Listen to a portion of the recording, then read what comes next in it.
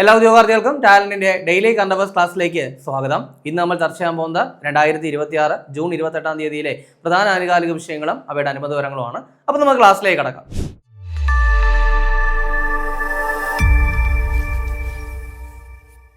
അപ്പോൾ ഇനി വരാനിരിക്കുന്ന LDC എക്സാമുകൾ അതുപോലെ തന്നെ വില്ലേജ് ഫീൽഡ് അസിസ്റ്റന്റ് എക്സാമിന്റെ ഡേറ്റ് വന്നു കഴിഞ്ഞു. സോ ഇതിനൊക്കെ വേണ്ടി തയ്യാറെടുക്കുന്ന ഉദ്യോഗാർത്ഥികൾക്ക് വേണ്ടിയിട്ട് ടാലന്റ് ഓൾറെഡി തന്നെ ഒരു LDC റാങ്ക് ഫയൽ പുറത്തിറക്കിയിട്ടുണ്ട്. 3 വോളിയായിട്ടാണ് പുറത്തിറക്കിയിരിക്കുന്നത്. മുൻവർഷ ചോദ്യങ്ങളും USCRT ഫാക്ടറുകളും ഒക്കെ ഇതിനകത്ത് ആഡ് ചെയ്തിട്ടുണ്ട്.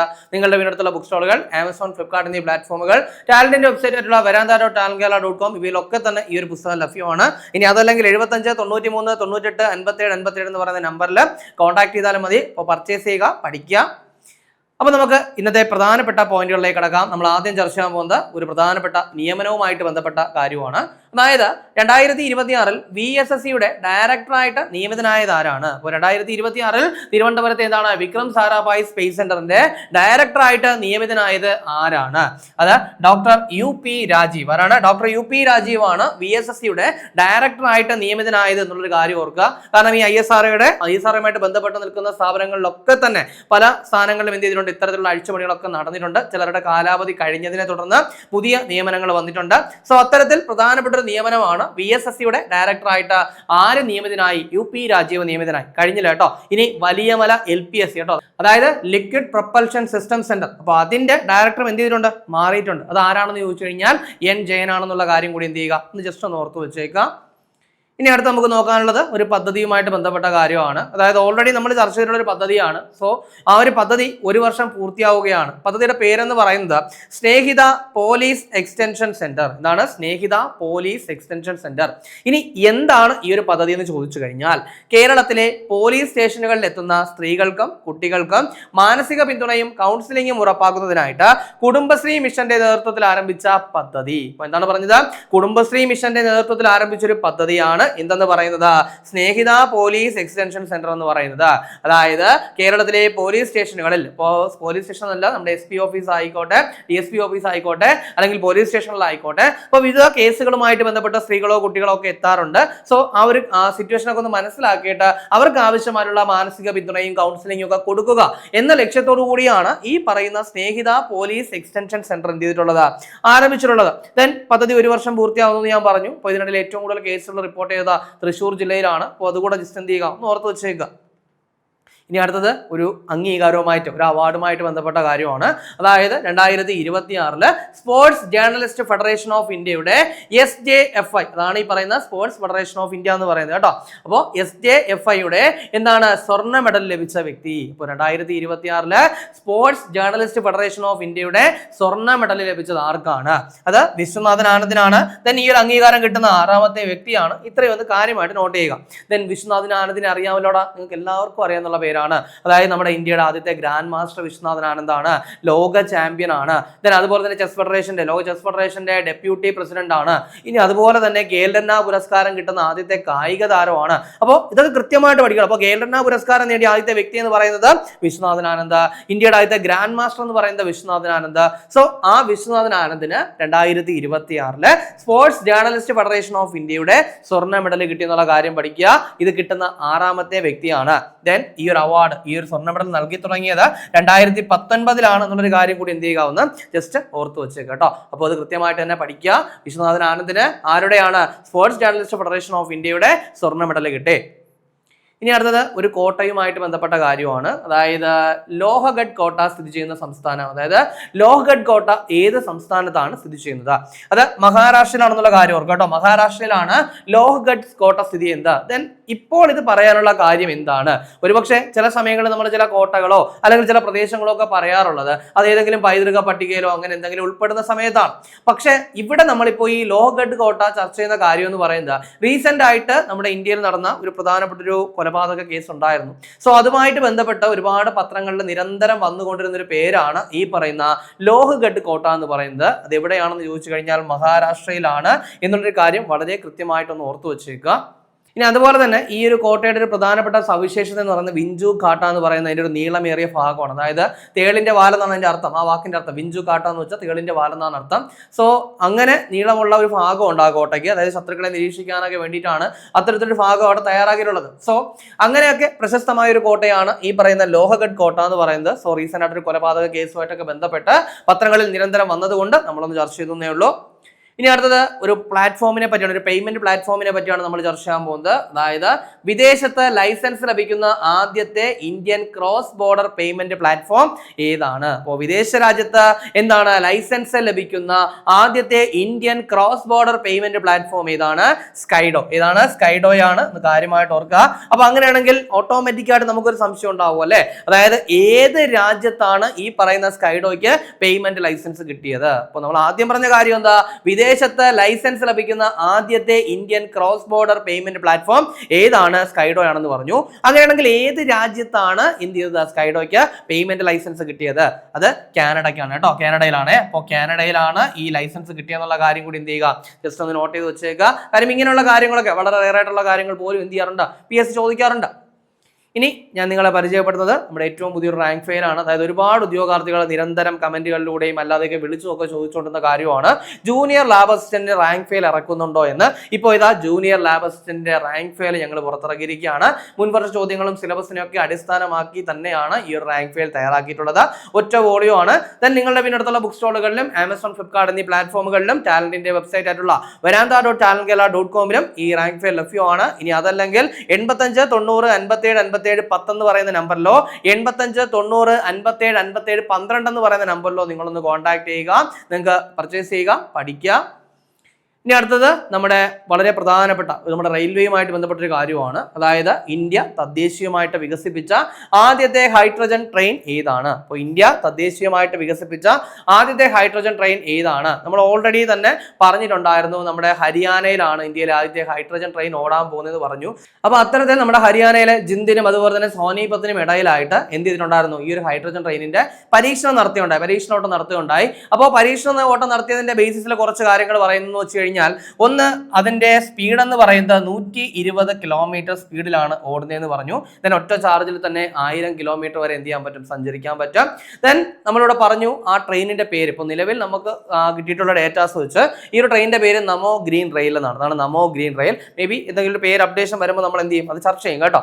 അപ്പോൾ ഇന്ത്യ തദ്ദേശീയമായിട്ട് വികസിപ്പിച്ച ആദ്യത്തെ ഹൈഡ്രജൻ ട്രെയിൻ എന്ന് പറയുന്നത് ഏതാണ്? നമോ ഗ്രീൻ റെയിൽ ആണ്.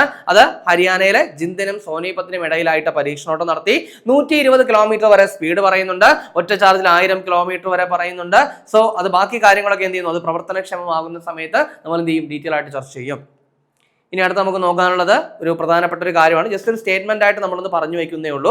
അതായത് 2029 ഇന്ത്യയിലെ ലഹരി ഭീഷണിയെ പൂർണ്ണമായും പിടിച്ചുകെട്ടുക അല്ലെങ്കിൽ ഇന്ത്യയെ ലഹരി മുക്തമാക്കുക എന്ന ലക്ഷ്യത്തോടെയുള്ള വിഷൻ ഡോക്യുമെന്റ് എന്ത് ചെയ്തിട്ടുണ്ട്, കേന്ദ്ര ആഭ്യന്തരമന്ത്രി അമിത്ഷാ അവതരിപ്പിച്ചിരിക്കുകയാണ്. അപ്പോൾ ഒരു വിഷൻ ഡോക്യുമെന്റ്, ഒരു ഡോക്യുമെന്റ് എന്ത് ചെയ്തു, ഒന്ന് പ്രസന്റ് ചെയ്തു, അമിത്ഷാ ഒന്ന് പ്രസന്റ് ചെയ്തു. അതിന്റെ മെയിൻ ലക്ഷ്യം എന്ന് പറയുന്നത് എന്താണ്, ഇന്ത്യയെ ലഹരി മുക്തമാക്കുക, അതായത് ഇന്ത്യയിലെ ലഹരി കണ്ടെത്തുക, അതുപോലെ തന്നെ അതിനെ എന്ത് ചെയ്യുക, നശിപ്പിക്കുക. ഇതൊക്കെയാണ് അദ്ദേഹം മുന്നോട്ട് വെച്ചിട്ടുള്ള കാര്യങ്ങൾ എന്ന് പറയുന്നത്. സോ നമ്മുടെ ലഹരി വിരുദ്ധ ദിനാചരണത്തോടനുബന്ധിച്ചാണ് അദ്ദേഹം ആ ഒരു ഡോക്യുമെന്റ് പുറത്തിറക്കിയത്.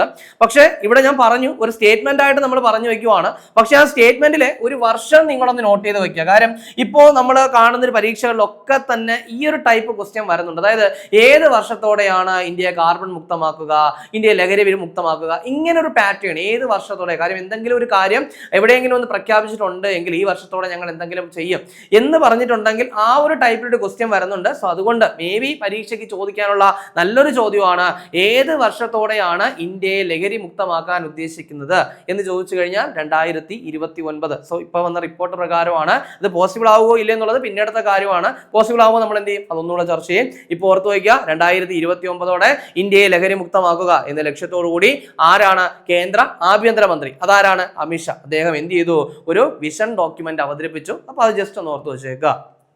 ഇനി അടുത്ത് നമുക്ക് നോക്കാനുള്ളത് നമ്മൾ സ്ഥിരം പറയുന്ന ഒരു കാര്യമാണ്, അതായത് നവരത്ന പദവി കിട്ടിയ പൊതുമേഖലാ സ്ഥാപനത്തെ പറ്റിയാണ് നമ്മൾ പറയാൻ പോകുന്നത്. അപ്പോൾ റീസെന്റ് ആയിട്ട് എന്ത് ചെയ്തിരിക്കുന്നു, അതായത് 2026 ജൂൺ മാസത്തിൽ ഇന്ത്യ ഗവൺമെന്റിന്റെ നവരത്ന പദവി ലഭിച്ച പൊതുമേഖലാ സ്ഥാപനം ഏതാണ്? അപ്പോൾ 2026 ജൂൺ മാസത്തിൽ എന്ത് ചെയ്തിരിക്കുന്നു, നവരത്ന പദവി ലഭിച്ച പൊതുമേഖലാ സ്ഥാപനം ഏതാണ്? അത് Chennai petroleum corporation limited, CPCL കേട്ടോ, ചെന്നൈ പെട്രോളിയം കോർപ്പറേഷൻ ലിമിറ്റഡ് ആണ് റീസെന്റ് ആയിട്ട് നവരത്ന പദവി ലഭിച്ച പൊതുമേഖലാ സ്ഥാപനം എന്ന് പറയുന്നത്. സോ ഇതോടുകൂടി നവരത്ന പദവി ലഭിച്ച സ്ഥാപനങ്ങളുടെ എണ്ണം, പൊതുമേഖലാ സ്ഥാപനങ്ങളുടെ എണ്ണം എത്രയായിട്ട് മാറിയിരിക്കുന്നു? 28 ആയിട്ട് മാറിയിരിക്കുന്നു. സോ അതും കൂടെ ഓർക്കുക കേട്ടോ. അപ്പോൾ റീസെന്റ് ആയിട്ട് എന്ത് ചെയ്തിരിക്കുകയാണ്, ചെന്നൈ പെട്രോളിയം കോർപ്പറേഷൻ ലിമിറ്റഡിന് നവരത്ന പദവി ലഭിച്ചിരിക്കുന്നു. ഈ പദവി ലഭിക്കുന്ന എത്രാമത്തെ, 28ാമത് പൊതുമേഖലാ സ്ഥാപനമാണ് ഏതെന്ന് പറയുന്നത്, CPCL എന്ന് പറയുന്നത്. അപ്പോൾ അതുകൂടെ കൃത്യമായിട്ട് പഠിച്ചു വയ്ക്കുക. ഇനി അടുത്ത് നമുക്ക് നോക്കാനുള്ളത് എബോള രോഗവുമായിട്ട് ബന്ധപ്പെട്ടതാണ്. കാരണം നമ്മളിപ്പോൾ റീസെന്റ് ആയിട്ടൊക്കെ ചർച്ച ചെയ്തിട്ടുണ്ടായിരുന്നു, എബോള രോഗബാധയെ തുടർന്ന് എന്ത് ചെയ്തിട്ടുണ്ടായിരുന്നു, WHO വേൾഡ് ഹെൽത്ത് ഓർഗനൈസേഷൻ അടിയന്തരാവസ്ഥയൊക്കെ പ്രഖ്യാപിച്ച കാര്യം നമ്മൾ പറഞ്ഞതാണ്. ദെൻ ഇവിടെ നടക്കാനിരിക്കുന്ന ചില ഉച്ചകോടികൾ, അതായത് നമ്മുടെ ഇന്ത്യ ആഫ്രിക്ക ഉച്ചകോടിയൊക്കെ എന്ത് ചെയ്തിട്ടുണ്ടായിരുന്നു, മാറ്റിയിട്ടുണ്ടായിരുന്നു. അപ്പോൾ എബോള വൈറസ് പടരുന്ന സാഹചര്യത്തിൽ ഇന്ത്യയിലെത്തുന്ന അന്താരാഷ്ട്ര യാത്രക്കാരെ നിരീക്ഷിക്കുന്നതിനായിട്ട് കേന്ദ്ര സർക്കാർ ആരംഭിച്ച ഓൺലൈൻ പോർട്ടൽ ഏതാണ്? സോ ഒരു പോർട്ടലാണ് പറയുന്നതെന്ന് പറഞ്ഞു. അതായത് എബോള രോഗബാധയെ തുടർന്ന് എന്താണ് ഇത് പടരുന്ന ഒരു സാഹചര്യത്തിൽ ഇന്ത്യയിലെത്തുന്ന വിദേശ യാത്രക്കാരെ അല്ലെങ്കിൽ അന്താരാഷ്ട്ര യാത്രക്കാരെ നിരീക്ഷിക്കാനായിട്ട് കേന്ദ്ര സർക്കാർ ആരംഭിച്ച ഓൺലൈൻ പോർട്ടലിന്റെ പേരെന്താണ്? എയർ സുവിധ 2.0. എന്താണ്? എയർ സുവിധ 2.0 എന്നാണ്. സോ ജസ്റ്റ് ഈ ആപ്പിന്റെ പേരൊന്ന് ഓർത്തു വെച്ചേക്കുക. ഇനി നമ്മുടെ നരേന്ദ്രമോദിയുടെ ഒരു വിദേശ സന്ദർശനവുമായിട്ട് ബന്ധപ്പെട്ട കാര്യമാണ് നമ്മൾ ചർച്ച ചെയ്യുന്നത്.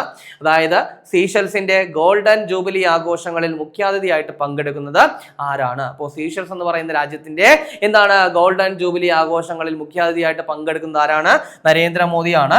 ഈ പറയുന്ന സീഷെൽസ് സ്വാതന്ത്ര്യം കിട്ടിയിട്ട് 1976 സീഷെൽസിന് സ്വാതന്ത്ര്യം കിട്ടുന്നത്. സോ അതിന്റെ ഗോൾഡൻ ജൂബിലി ആഘോഷങ്ങൾക്ക് നരേന്ദ്രമോദി മുഖ്യാതിഥിയായിട്ട് പങ്കെടുക്കുന്നു. സോ ബാക്കി കാര്യങ്ങളൊക്കെ എന്ത് ചെയ്യാം, അദ്ദേഹത്തിന്റെ യാത്ര നമുക്ക് ഡീറ്റെയിൽ ആയിട്ട് ചർച്ച ചെയ്യാം. ഇനി അടുത്തത് മറ്റൊരു അപ്ഡേഷൻ തന്നെയാണ്, അതായത് IBCA. ഞാൻ ഇനി പരിചയപ്പെടുത്തേണ്ട ആവശ്യം നിങ്ങൾക്കില്ല, നിങ്ങൾക്ക് എല്ലാവർക്കും അറിയാം അല്ലെ. ഇന്റർനാഷണൽ ബിഗ് കാറ്റ് അലയൻസ്, പച്ചവെള്ളം പോലെ ഒരുപാട് ക്ലാസ്സുകൾ നമ്മൾ പഠിച്ച കാര്യമാണ്. 2023 പ്രോജക്ട് ടൈഗറിന്റെ 50ാം വാർഷികത്തോടനുബന്ധിച്ച് നരേന്ദ്രമോദി പ്രഖ്യാപിച്ച സംഘടനയാണ് ഇന്റർനാഷണൽ ബിഗ് കാറ്റ് അലയൻസ്. 2025 എന്ത് ചെയ്തു, ഒരു അന്താരാഷ്ട്ര ഓർഗനൈസേഷൻ പോലെ എന്ത് ചെയ്തു, അത് രജിസ്റ്റർ ചെയ്തത് പ്രാവർത്തികമായി എന്നുള്ള കാര്യം ഓർക്കുക. ദെൻ ന്യൂഡൽഹിയിലാണ് ഇതിന്റെ ആസ്ഥാനം വരുന്നത്. മാർജാര വംശത്തിലെ 7 പ്രധാനപ്പെട്ട ജീവജാലങ്ങളെ സംരക്ഷിക്കാനുള്ള സംഘടനയാണ്. അതിൽ സിംഹമുണ്ട്, കടുവയുണ്ട്, ചീറ്റപ്പുലിയുണ്ട്, പുള്ളിപ്പുലിയുണ്ട്, ഹിമപ്പുലിയുണ്ട്, പ്യൂമയുണ്ട്, ജാഗറുണ്ട്. ഇതൊക്കെ നമുക്കറിയാം അല്ലെ. ഇനി അതുമായിട്ട് ബന്ധപ്പെട്ട ഒരു പ്രധാനപ്പെട്ട അപ്ഡേഷൻ ഇതാണ്, IBCAയിൽ അംഗമായ 27ാമത് രാജ്യം ആരാണ്? അപ്പോൾ ഇന്റർനാഷണൽ ബിഗ് കാറ്റ് അലയൻസിൽ അംഗമായ 27ാമത്തെ രാജ്യം ഏതാണ്? ബംഗ്ലാദേശ് കേട്ടോ, ബംഗ്ലാദേശ് ആണ്. അപ്പൊ അങ്ങനെയാണെങ്കിൽ 26 റീസെന്റ് ആയിട്ട് നമ്മൾ ചർച്ച ചെയ്തല്ലോടാ, ഓർമ്മയുണ്ടോ? എന്താ അതിന്റെ പേര്? സൗദി അറേബ്യ അല്ലെ. സൗദി അറേബ്യ ആണ് 26ാമത് അംഗം കേട്ടോ. അപ്പോ IBCAയിൽ അംഗമായ 26ാമത്തെ രാജ്യം ഏതാണെന്ന് ചോദിച്ചു കഴിഞ്ഞാൽ അത് സൗദി അറേബ്യ ആണ്. ദെൻ 27 ബംഗ്ലാദേശ് ആണ്. സപ്പോസ് ക്വസ്റ്റ്യൻ ഇങ്ങനെയാണ്, നിലവിൽ IBCAയിൽ എത്ര അംഗമുണ്ടെന്ന് ചോദിച്ചു കഴിഞ്ഞാൽ അത് 27. ഞാൻ ഓൾറെഡി നിങ്ങളോട് പറഞ്ഞിട്ടുണ്ട്, ഇതിപ്പോ റീസെന്റ് ആയിട്ട് സ്റ്റാർട്ട് ചെയ്ത സംഘടന ആയതുകൊണ്ട് ഇനിയും രാജ്യങ്ങൾ അംഗമാവും. സോ പരീക്ഷയ്ക്ക് പോകുന്നതിന് മുൻപ് അറ്റ്ലീസ്റ്റ് നിങ്ങൾ IBCAയിൽ എത്ര അംഗങ്ങളുണ്ട്, എത്ര അംഗരാജ്യങ്ങളുണ്ട്, ലാസ്റ്റ് അംഗമായ രാജ്യം ഏതാണ് ഒന്ന് കൃത്യമായിട്ട് നോക്കിയിട്ട് പോവുക. നമ്മളും നമ്മുടെ ഡെയിലി കറണ്ട് അഫയേഴ്സിൽ എന്ത് ചെയ്യും, അത് കൃത്യമായിട്ട് അപ്ഡേറ്റ് ചെയ്തുകൊണ്ടേയിരിക്കും. ഇനി അടുത്തത് ഒരു പുതിയ റിപ്പോർട്ടിനെ ബേസ് ചെയ്തിട്ടുള്ള കാര്യമാണ്. അതായത് 2026 ജൂണിലെ ടോപ്പ് 500 റാങ്കിംഗ് പ്രകാരം ലോകത്തിലെ ഏറ്റവും വേഗതയേറിയ സൂപ്പർ കമ്പ്യൂട്ടർ ഏതാണ്? അപ്പോൾ ലോകത്തിലെ ഏറ്റവും വേഗതയേറിയ സൂപ്പർ കമ്പ്യൂട്ടർ ഏത് എന്നുള്ളതിനെ പറ്റി ഒരു പുതിയ റിപ്പോർട്ട് വന്നിട്ടുണ്ട്. അത് പ്രകാരം ലോകത്തിലെ ഏറ്റവും വലിയ സൂപ്പർ കമ്പ്യൂട്ടർ അപ്ഡേഷൻ ചെയ്തോളുക ലൈൻ ഷൈൻ. ഏതാണ്? ലൈൻ ഷൈൻ ആണ്. ഈ ലൈൻ ഷൈൻ എന്ന് പറയുന്നത് ചൈനയുടെ സൂപ്പർ കമ്പ്യൂട്ടർ ആണ് കേട്ടോ. അപ്പോൾ ചൈനയുടെ സൂപ്പർ കമ്പ്യൂട്ടർ ആയിട്ടുള്ള ലൈൻ ഷൈൻ ആണ് 1ാം സ്ഥാനത്ത് എന്നുള്ള കാര്യം നിങ്ങൾ മനസ്സിലാക്കുക കേട്ടോ. ഒരു പ്രധാനപ്പെട്ട അപ്ഡേഷൻ ആണ് വന്നിരിക്കുന്നത്. 2026 ജൂൺ മാസത്തിലെ ടോപ്പ് 500 റാങ്കിംഗ് വന്നിരിക്കുന്നു. അത് പ്രകാരം ലോകത്തിലെ ഏറ്റവും വേഗതയേറിയ സൂപ്പർ കമ്പ്യൂട്ടർ ലൈൻ ഷൈൻ ആണ്. അത് ചൈനയുടെ ആണ് എന്നുള്ള കാര്യം കൂടി കൃത്യമായിട്ട് പഠിക്കുക. ദെൻ 2ാം സ്ഥാനത്തും 3ാം സ്ഥാനത്തും ആരുടെ തന്നെയാണ്? അമേരിക്കയുടെ തന്നെയാണ്. അതിനൊരു മാറ്റവും ഇല്ല. പക്ഷേ എങ്കിലും എന്ത് ചെയ്യണം, ആ 2ഉം 3ഉം കൂടി നമ്മൾ എന്ത് ചെയ്തിരിക്കണം, അറിഞ്ഞു വെച്ചിരിക്കണം. അപ്പോൾ രണ്ടാം സ്ഥാനത്ത് എന്ന് പറയുന്നത് എൽ ക്യാപിറ്റൻ ആണ്. എൽ ക്യാപിറ്റൻ ഞാൻ പറഞ്ഞതുപോലെ തന്നെ രണ്ടും മൂന്നും സ്ഥാനങ്ങൾ അമേരിക്കയാണ്. അപ്പോൾ രണ്ടാം സ്ഥാനത്ത് എൽ ക്യാപിറ്റൻ ആണ്. ദെൻ മൂന്നാം സ്ഥാനത്ത് ആരാണെന്ന് ചോദിച്ചു കഴിഞ്ഞാൽ ഫ്രണ്ടിയർ കേട്ടോ. ഫ്രണ്ടിയർ എന്ന് പറയുന്ന സൂപ്പർ കമ്പ്യൂട്ടർ ആണ്. അപ്പോൾ 1, 2, 3 സ്ഥാനങ്ങൾ പറഞ്ഞു. ദെൻ ഈ ഒരു ലിസ്റ്റിൽ നോക്കിക്കഴിഞ്ഞാൽ ഏറ്റവും കൂടുതൽ സൂപ്പർ കമ്പ്യൂട്ടറുകൾ ഏത് രാജ്യത്താണെന്ന് ചോദിച്ചു കഴിഞ്ഞാൽ അത് അമേരിക്കയിലാണ് കേട്ടോ. ഏറ്റവും കൂടുതൽ സൂപ്പർ കമ്പ്യൂട്ടറുകൾ ഈ ലിസ്റ്റിലുള്ള ഏറ്റവും കൂടുതൽ സൂപ്പർ കമ്പ്യൂട്ടറുകളും അമേരിക്കയിലുള്ളതാണ്. ദെൻ രണ്ടാം സ്ഥാനത്തേക്ക് നോക്കുവാണെങ്കിൽ രണ്ടാം സ്ഥാനത്ത് ജപ്പാനാണ്. ദെൻ മൂന്നാം സ്ഥാനത്തേക്ക് നോക്കുവാണെങ്കിൽ മൂന്നാം സ്ഥാനത്ത് ജർമ്മനി എന്നാണ് കേട്ടോ. മൂന്നാം സ്ഥാനത്ത് ജർമ്മനി എന്നാണ്. അപ്പോൾ ഇന്ത്യയിൽ നിന്നുള്ള എത്ര സൂപ്പർ കമ്പ്യൂട്ടർ ഉണ്ടെന്ന് ചോദിച്ചു കഴിഞ്ഞാൽ ഇന്ത്യ 7 സൂപ്പർ കമ്പ്യൂട്ടറുകളാണ്. ഇന്ത്യയുടെ സ്ഥാനം 16 കേട്ടോ. ഇന്ത്യയുടെ സ്ഥാനം 16, 7 സൂപ്പർ കമ്പ്യൂട്ടറുകളാണ് ഉള്ളത്. അപ്പോൾ അത് കൃത്യമായിട്ടൊന്ന് പഠിച്ചു വെച്ചേക്കുക. സോ ഒരു പ്രധാനപ്പെട്ട റിപ്പോർട്ട് ആയതുകൊണ്ട് പ്രത്യേകിച്ച് ഡിഗ്രി ലെവൽ ആൾക്കാർക്കൊക്കെ ഒരുപാട് വരാൻ ചാൻസ് ഉള്ള ചോദ്യം ആയതുകൊണ്ട് കൃത്യമായിട്ട് പഠിക്കുക. ഇനി അടുത്ത് നമുക്ക് നോക്കാനുള്ളത് ഒരു രക്ഷാദൗത്യവുമായിട്ട് ബന്ധപ്പെട്ട കാര്യമാണ്. കാരണം റീസെന്റ് ആയിട്ട് നമ്മൾ ചർച്ച ചെയ്തതാണ് 2026 ജൂൺ മാസത്തിൽ എവിടെ ഭൂകമ്പം ഉണ്ടായെന്ന് പറഞ്ഞു? നമ്മുടെ വെനസ്വേല എന്ന് പറയുന്ന രാജ്യത്ത് അല്ലെ. വെനസ്വേല എന്ന് പറയുന്ന രാജ്യത്ത് ഒരു ഇരട്ട ഭൂകമ്പം ഉണ്ടായി നമ്മൾ പറഞ്ഞു. സ്വാഭാവികമായിട്ടും പല രാജ്യങ്ങളിലും ഭൂകമ്പോ അല്ലെങ്കിൽ പ്രളയമൊക്കെ ഉണ്ടാകുന്ന സമയത്ത് അല്ലെങ്കിൽ യുദ്ധങ്ങളൊക്കെ ഉണ്ടാകുന്ന സമയത്ത് ഇന്ത്യ ഒരു റെസ്ക്യൂ ഓപ്പറേഷൻ അല്ലെങ്കിൽ രക്ഷാദൗത്യം നടത്താറുണ്ട്. അപ്പൊ അത്തരത്തിൽ ഇന്ത്യ എന്ത് ചെയ്തിരിക്കുകയാണ്? ഒരു രക്ഷാദൗത്യം നടത്തിയിരിക്കുകയാണ്. അപ്പോൾ ഇരട്ട ഭൂകമ്പത്തിൽ കനത്ത നാശനഷ്ടം നേരിട്ട വെനസ്വേലയ്ക്ക് സഹായം എത്തിക്കാനായിട്ട് ഇന്ത്യൻ സർക്കാർ ആരംഭിച്ച ദുരന്ത നിവാരണ ദൗത്യം ഏതാണ്? Operation Amistad. എന്താണ് ഓപ്പറേഷൻ അമിസ്റ്റാഡ് എന്നാണ്. അപ്പോൾ അമിസ്റ്റാഡ് എന്നുള്ള സ്പാനിഷ് വേർഡാണ് കേട്ടോ. അതിന്റെ അർത്ഥം എന്ന് പറയുന്നത് സൗഹൃദം എന്നാണ്. സൗഹൃദം എന്നർത്ഥം വരുന്ന വാക്കാണ് ഏതെന്ന് പറയുന്നത് അമിസ്റ്റാഡ്. അപ്പോൾ ഓപ്പറേഷൻ അമിസ്റ്റാഡ് എന്ന് പറയുന്ന രക്ഷാദൗത്യം ഇന്ത്യ ഏത് രാജ്യത്താണ് നടത്തിയെന്ന് ചോദിച്ചു കഴിഞ്ഞാൽ വെനസ്വേലയിൽ നടത്തിയ എന്താണ് ദൗത്യമാണ്. ദെൻ അതിന്റെ ലക്ഷ്യം എന്ന് പറയുന്നത് അറിയാലോ, വെനസ്വേലൻ ഭൂകമ്പത്തിൽ എന്ത് ചെയ്യുക? രക്ഷ നൽകുക എന്നുള്ളതാണ് ഈ ഒരു ലക്ഷ്യം എന്ന് പറയുന്നത്. അപ്പോൾ ഓപ്പറേഷൻ അമിസ്റ്റാഡ് സ്പാനിഷ് വേർഡ്, അതിന്റെ അർത്ഥം എന്ന് പറയുന്നത് സൗഹൃദമാണ്. അപ്പോൾ ഇത് പറഞ്ഞത് കൊണ്ട് തന്നെ നമുക്ക് വേറെ 2-3 രക്ഷാദൗത്യങ്ങൾ കൂടി നമുക്ക് എന്ത് ചെയ്യാം? ഒന്ന് ഓർത്തെടുക്കാം. ഒന്ന് ബ്രഹ്മ. ജസ്റ്റ് പേര് മാത്രം ഓർത്താൽ മതിയില്ല. തുടക്കത്തിൽ എന്താണ് ഓപ്പറേഷൻ ഉണ്ടെന്ന് നമുക്കറിയാം. ബ്രഹ്മ എന്ന് പറയുന്നത് ബർമയിലാണ്, അതായത് മ്യാൻമറിലാണ്. അതായത് മ്യാൻമർ ഭൂകമ്പത്തിന്റെ പശ്ചാത്തലത്തിൽ ഇന്ത്യ നടത്തിയ രക്ഷാദൗത്യം എന്താണ്? ഓപ്പറേഷൻ ബ്രഹ്മയാണ്. റീസെന്റ് ആയിട്ട് നടത്തിയത് മാത്രമേ ഞാൻ പറയുന്നുള്ളൂ. ദെൻ ശ്രീലങ്കയിൽ ഇന്ത്യ ഒരു രക്ഷാദൗത്യം നടത്തിയിട്ടുണ്ടായിരുന്നു. ദിത്വ ചുഴലിക്കാറ്റ് സമയത്ത് 2025 ദിത്വ ചുഴലിക്കാറ്റ് വീശിയ സമയത്ത് ഇന്ത്യ ഒരു രക്ഷാദൗത്യം നടത്തിയിട്ടുണ്ടായിരുന്നു. അതിന്റെ പേരെന്താണ്? ഓപ്പറേഷൻ സാഗർ ബന്ധു കേട്ടോ. സാഗർ ബന്ധുവേ. സാഗർ ബന്ധു എന്ന് വെച്ച് കഴിഞ്ഞാൽ എന്താണ്? എവിടെയാണ്? ശ്രീലങ്ക. അത് നമുക്ക് കണക്ട് ചെയ്യാൻ പറ്റും കേട്ടോ. നമ്മുടെ അടുത്തുള്ള ബന്ധു എന്ന് വിചാരിച്ചാൽ മതി. സാഗർ എന്ന് വെച്ചാൽ സമുദ്രമാണ്. സമുദ്രത്തിന് അടുത്തുള്ള നമ്മുടെ ബന്ധു എന്ന് പറയുന്നത് ശ്രീലങ്കയാണ്. അപ്പോൾ ശ്രീലങ്കയിലാണ് ഇന്ത്യ സാഗർ ബന്ധു എന്ന് പറയുന്ന രക്ഷാദൗത്യം നടത്തിയത്. ദെൻ അതിനുശേഷം ഓപ്പറേഷൻ സിന്ധു ഇന്ത്യ കണ്ടക്ട് ചെയ്തു. എവിടെയാണ്? അത് ഇസ്രായേലിലും ഇറാനിലുമാണ് കേട്ടോ. സിന്ധു എന്ന് പറയുന്നത് എന്താണ്? ഇറാൻ ഇസ്രായേൽ യുദ്ധത്തിന്റെ പശ്ചാത്തലത്തിൽ അവിടെ കുടുങ്ങിയ ഇന്ത്യക്കാരെ രക്ഷിക്കാനായിട്ട് ഇന്ത്യ നടത്തിയ രക്ഷാദൗത്യമാണ് ഓപ്പറേഷൻ സിന്ധു എന്ന് പറയുന്നത്. ദെൻ ഓപ്പറേഷൻ അജയ് ഉണ്ട്. അത് എന്താണ്? നമ്മുടെ ഇസ്രായേൽ ഹമാസ് വാറിന്റെ പശ്ചാത്തലത്തിൽ ഇന്ത്യ നടത്തിയതാണ് ഓപ്പറേഷൻ അജയ് എന്ന് പറയുന്നത്. ദെൻ അതുപോലെ തന്നെ സിന്ധൂർ എന്ന് പറയുന്നത് പഹൽഗാം ഭീകരാക്രമണത്തിന് ഇന്ത്യ നൽകിയ തിരിച്ചടിയാണ്. അപ്പോൾ ഈ രക്ഷാദൗത്യങ്ങളൊക്കെ വളരെ കൃത്യമായിട്ട് ഓർത്തു വയ്ക്കുക. ഇവിടെ നമ്മൾ പറഞ്ഞത് ഓപ്പറേഷൻ അമിസ്റ്റാഡ് ആണ്. ഓപ്പറേഷൻ അമിസ്റ്റാഡ് വെനസ്വേലയിലാണ് നടത്തിയത്. ദെൻ വേറൊന്ന് പറഞ്ഞത് ഓപ്പറേഷൻ ബ്രഹ്മയാണ്. ഓപ്പറേഷൻ ബ്രഹ്മ മ്യാൻമറിലാണ് നടത്തിയത്. ദെൻ ഓപ്പറേഷൻ സാഗർ ബന്ധു ശ്രീലങ്കയിലാണ്. ദിത്വ ചുഴലിക്കാറ്റിനെ തുടർന്ന് നടത്തിയതാണ്. ദെൻ ഓപ്പറേഷൻ സിന്ധു ഉണ്ടായിരുന്നു. ഓപ്പറേഷൻ സിന്ധു ഇസ്രായേൽ ഇറാൻ യുദ്ധത്തിന്റെ പശ്ചാത്തലത്തിൽ അവിടെ കുടുങ്ങിയ ഇന്ത്യക്കാരെ തിരികെ എത്തിക്കാൻ നടത്തിയതാണ്. രക്ഷാദൗത്യങ്ങളൊക്കെ ഒന്ന് കൃത്യമായിട്ട് പഠിച്ചേക്കുക. ഇനി അടുത്ത് നമുക്ക് നോക്കാനുള്ളത് ഒരു ഉച്ചകോടിയുമായിട്ട് ബന്ധപ്പെട്ട കാര്യമാണ്. അതായത് 2026 നാറ്റോ ഉച്ചകോടി. നാറ്റോ എന്ന് പറയുമ്പോൾ അറിയാലോ, നോർത്ത് അറ്റ്ലാന്റിക് ട്രീറ്റി ഓർഗനൈസേഷൻ. എന്താണ്? നോർത്ത് അറ്റ്ലാന്റിക് ട്രീറ്റി ഓർഗനൈസേഷൻ എന്നാണ് നാറ്റോയുടെ പൂർണ്ണരൂപം. അപ്പൊ അതിന് ഈ ഒരു ഉച്ചകോടിക്ക് 2026 ഉച്ചകോടിക്ക് ആതിഥേയത്വം വഹിക്കുന്ന നഗരം ഏതാണെന്ന് ചോദിച്ചു കഴിഞ്ഞാൽ അങ്കാറയാണ്. അങ്കാറ തുർക്കിയിലാണ്. എങ്കിൽ 2025 വേദി എവിടെയാണെന്ന് ചോദിച്ചു കഴിഞ്ഞാൽ ഹേഗ് കേട്ടോ. ഹേഗ് ആണ്. ഹേഗ് എവിടെയാണ്? നെതർലൻഡിലാണ് കേട്ടോ. അപ്പൊ നെതർലൻഡിലെ ഹേഗിൽ വെച്ച് 2025 ഉച്ചകോടി നടക്കുന്നത്. അങ്ങനെയാണെങ്കിൽ ഈ പറയുന്ന നാറ്റോയുമായിട്ട് ബന്ധപ്പെട്ട ബേസിക് ആയിട്ട് PSC പരീക്ഷകളിൽ ചോദിക്കുന്ന ചില കാര്യമുണ്ട്. ഒന്ന് രൂപീകരിച്ച വർഷം 1949 രൂപീകരിച്ചു. ആസ്ഥാനം എവിടെയാണ്? ബ്രസൽസ് ആണ്. ആസ്ഥാനം ബ്രസൽസ് ആണ്. നിലവിലെ അംഗസംഖ്യ 32 ആണ്. നാറ്റോയുടെ തലവൻ എന്ന് പറയുന്നത് ആരാണ്? മാർക്ക് റുട്ടെയാണ്. നിലവിലെ തലവൻ എന്ന് പറയുന്നത് മാർക്ക് റുട്ടെയാണ്. കൃത്യമായിട്ട് ഇത്രയും കാര്യങ്ങളൊന്ന് പഠിച്ചിട്ട് തന്നെ പോവുക. നാറ്റോ ഉച്ചകോടിയുടെ വേദി പഠിക്കുക, അത് രൂപീകൃതമായ വർഷം പഠിക്കുക, ആസ്ഥാനം പഠിക്കുക, അംഗങ്ങൾ പഠിക്കുക, നിലവിലെ തലവനെയും പഠിക്കുക. അപ്പോൾ ഇതൊക്കെ PSC പരീക്ഷയിൽ ചോദിക്കുന്ന കാര്യമാണ് കേട്ടോ. അടുത്തത് ഒരു പ്രധാനപ്പെട്ട വിയോഗമാണ്. അതായത് നടനും സംവിധായകനും ഒക്കെ ആയിട്ടുള്ള K ഭാഗ്യരാജ് അന്തരിച്ചു എന്നുള്ള കാര്യം ഒന്ന് ഓർത്തു വെച്ചേക്കുക. അപ്പോൾ മലയാള സിനിമയിലും തമിഴ് സിനിമയിലും ഒക്കെ വർക്ക് ചെയ്തിട്ടുള്ള ആളാണ് ഈ പറയുന്ന K ഭാഗ്യരാജ്. അപ്പോൾ അദ്ദേഹം അന്തരിച്ചു. അപ്പോൾ അടുത്ത് നിങ്ങളെ ഞാൻ പരിചയപ്പെടുത്താൻ പോകുന്നത് ടാലന്റിന്റെ ഒരു സ്പെഷ്യൽ ടോപ്പിക് പുസ്തകമാണ്. അതായത് നിങ്ങളുടെ പലരും പോലീസ് ഡ്രൈവർ എക്സാമിന് വേണ്ടിയൊക്കെ തയ്യാറെടുക്കുന്നുണ്ടാവും. നമുക്കറിയാം ഈ ഫോഴ്സ് എക്സാം എന്ന് പറയുമ്പോൾ തന്നെ അതിൽ ഒരു നമ്മുടെ റാങ്ക് നിർണ്ണയിക്കുന്നത് സ്പെഷ്യൽ ടോപ്പിക്കാണ്. സോ അത്തരത്തിൽ police driver, then CEO driver, fireman driver, APO ഡ്രൈവറിനൊക്കെ വേണ്ടി തയ്യാറെടുക്കുന്ന ഉദ്യോഗാർത്ഥികൾക്ക് വേണ്ടിയിട്ട് ടാലന്റിന്റെ സ്പെഷ്യൽ ടോപ്പിക് ബുക്ക് പുറത്തിറക്കിയിട്ടുണ്ട്. അതിൽ മുൻവർഷ ചോദ്യങ്ങളൊക്കെ ആഡ് ചെയ്തിട്ടുണ്ട്. ദെൻ സിലബസ് അനുസരിച്ചാണ് തയ്യാറാക്കിയിരിക്കുന്നത്.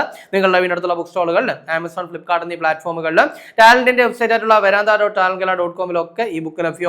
ഇനി അതല്ലെങ്കിൽ ഈ കാണുന്ന 85 90 57 57 10 എന്നുള്ള നമ്പറിലോ 85 90 57 57 12 എന്നുള്ള നമ്പറിലോ കോൺടാക്ട് ചെയ്യുക. ഇപ്പോൾ നിങ്ങൾക്ക് ഓഫർ പ്രൈസ് ആയിട്ടുള്ള 180 രൂപയ്ക്ക് പർച്ചേസ് ചെയ്യാം. ഇനി ചർച്ച ചെയ്തപ്പോൾ ഒന്നുകൂടി നോക്കാം. ആദ്യം പറഞ്ഞ നിയമനമാണ്. അതായത് UP രാജീവ് ഇവിടുത്തെ ഡയറക്ടറായിട്ട് VSSCയുടെ വിക്രം സാരാഭായ് സ്പേസ് സെന്ററിന്റെ ഡയറക്ടറായിട്ട് നിയമിതനായി.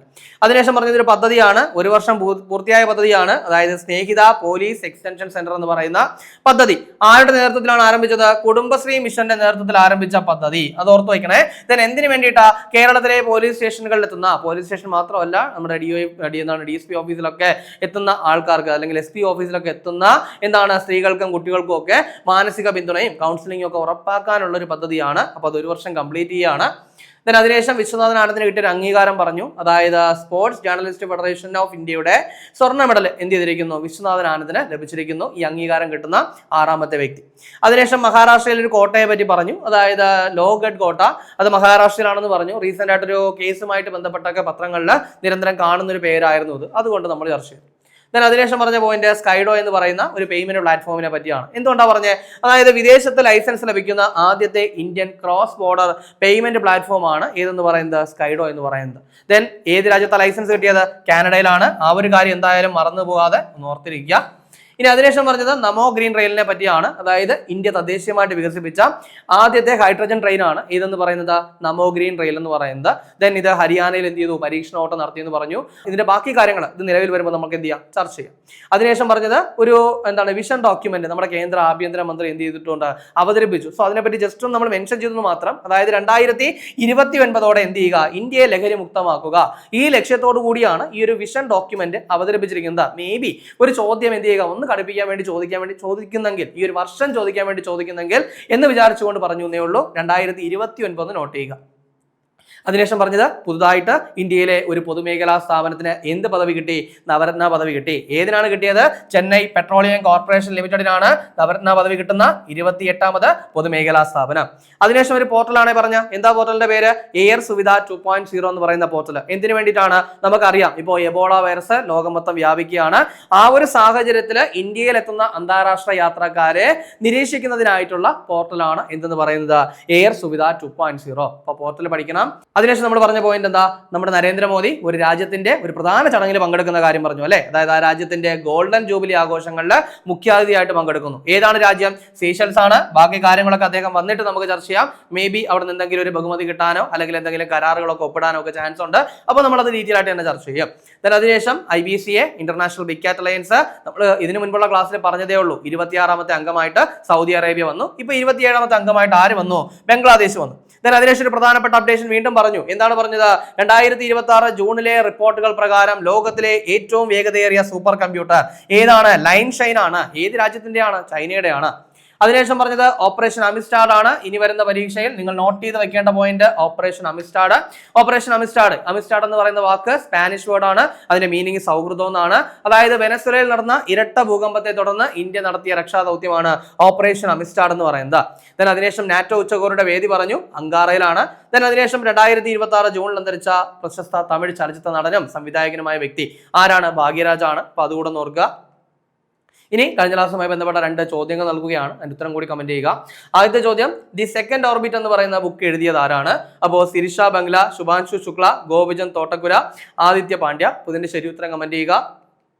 ഇനി രണ്ടാമത്തെ ചോദ്യം, ഓർഗനൈസേഷൻ ഓഫ് അമേരിക്കൻ സ്റ്റേറ്റ്സിന്റെ 56ാമത് ജനറൽ അസംബ്ലിക്ക് വേദിയായത് എവിടെയാണ്? പനാമയാണോ, ബാർബഡോസ് ആണോ, കാനഡയാണോ, ഡൊമിനിക്കയാണോ? അപ്പോൾ ശരി ഉത്തരം കമന്റ് ചെയ്യുക. ഇനി കഴിഞ്ഞ ക്ലാസ് നൽകിയിരുന്ന 2 ചോദ്യങ്ങളുടെ ഉത്തരം കൂടി നോക്കാം. ആദ്യത്തെ ചോദ്യം, 2026 ഉറുഗ്വേയിലെ പുതിയ ഇന്ത്യൻ അംബാസഡർ ആയിട്ട് നിയമിതനായ മലയാളി ആര് എന്നുള്ളതാണ് ചോദ്യം. അപ്പോൾ ഇതിന്റെ ശരി ഉത്തരം എന്ന് പറയുന്നത് ബിനോയ് ജോർജ് ആണ്. ഇത് കൃത്യമായിട്ട് നോട്ട് ചെയ്യുക. രണ്ടാമത്തെ ചോദ്യം വിഴിഞ്ഞം തുറമുഖത്തെത്തിയ 1000ാമത്തെ കപ്പൽ ഏത് എന്നുള്ളതാണ്. അപ്പോൾ ഇതിന്റെ റൈറ്റ് ആൻസർ എന്ന് പറയുന്നത് MSC ലൂസിയാനയാണ്. നമ്മൾ വളരെ ഡീറ്റെയിൽ ആയിട്ട് തന്നെ ചർച്ച ചെയ്തതാണ്. വിഴിഞ്ഞം തുറമുഖത്തെത്തിയ ആദ്യത്തെ കപ്പൽ എന്ന് പറയുന്നത് ഷെൻഹുവ 15 ആണ്. ദെൻ ആദ്യത്തെ കണ്ടെയ്നർ ഷിപ്പ് എന്ന് പറയുന്നത് ഏതാണ്? അത് സെൻ ഫെർണാണ്ടോ ആണ്. ദെൻ 500ാമത്തെ കപ്പൽ എന്ന് പറയുന്നത് ഏതാണ്? MSC വെറോനയാണ്. അപ്പോൾ ഇതൊക്കെ ഒന്ന് കൃത്യമായിട്ട് പഠിക്കുക. അപ്പോൾ നമ്മൾ ഇന്ന് ചർച്ച ചെയ്ത ചോദ്യങ്ങളും ഉത്തരങ്ങളും ചർച്ച ചെയ്ത പോയിന്റുകളൊക്കെ മനസ്സിലായെന്ന് വിചാരിക്കുന്നു. വളരെ കാര്യമായിട്ട് നല്ലതുപോലെ തന്നെ ഡെയിലി കറണ്ട് അഫയേഴ്സ് അപ്ഡേറ്റ് ചെയ്ത് പോവുക, നല്ലപോലെ വർക്ക് ചെയ്യുക, എത്രയും പെട്ടെന്ന് ഒരു ജോലി നേടിയെടുക്കുക. 2026 ജൂൺ 28-ാം തീയതിയിലെ പ്രധാന ആനുകാലിക വിഷയങ്ങളും അവയുടെ അനുബന്ധ വിവരങ്ങളുമാണ് നമ്മൾ ചർച്ച ചെയ്ത് കഴിഞ്ഞത്. അപ്പോൾ ഈ ചർച്ച ചെയ്ത പോയിന്റുകളൊക്കെ മനസ്സിലായെന്ന് വിചാരിക്കുന്നു. മറ്റൊരു ക്ലാസ്സുമായി നമുക്ക് അടുത്ത ദിവസം കാണാം.